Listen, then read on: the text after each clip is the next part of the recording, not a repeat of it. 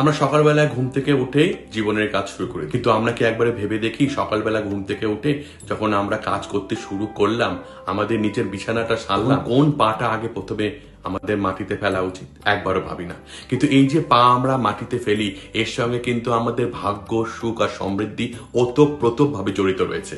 এই ছোট্ট ছোট্ট কিছু চেঞ্জ আমাদের জীবনে অনেক পরিবর্তন আনতে পারে। কারণ সকালবেলা ঘুম থেকে উঠে যে পা আপনি মাটিতে দেবেন তার উপর ডিপেন্ড করে আপনাদের সারা দিন যাবে।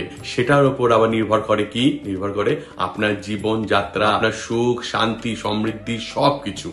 এবং আপনার মনও অনেক সময় এই দিনের ওপর নির্ভর করে থাকে, সারা দিন আমার কেমন গেল। দিনের শুরু কোথা থেকে হয়?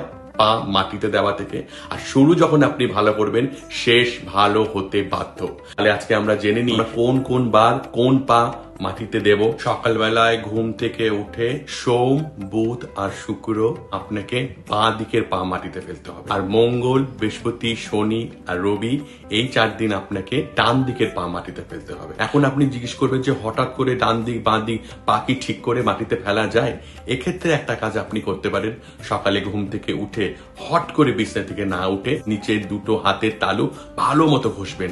ঘষে তালুর দিকে আপনি দেখবেন, এতে আপনার সংসারের জীবনে শ্রী বৃদ্ধি হয়, এরপরে আপনার ধন সম্পদ আসে। তারপরে আপনি ভেবে কোন দিন কোন পা মাটিতে ফেলা উচিত সেই হিসাবে মাটিতে আপনি পা ফেলবেন। দেখবেন আপনার এই ছোট্ট কাজটি করাতে আপনার জীবনে কত পরিবর্তন আসতে চলেছে। আমি যেই দিন বললাম সেই দিন মাটিতে পা রাখলে আমাদের যে ধরিত্রী দেবী, সে খুব সন্তুষ্ট হয় এবং আশীর্বাদ করে, এবং তার আশীর্বাদের ওপর নির্ভর করে আপনার পুরো দিন চলে।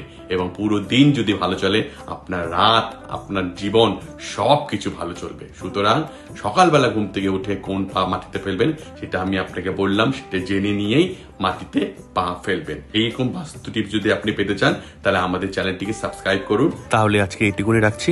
নমস্কার।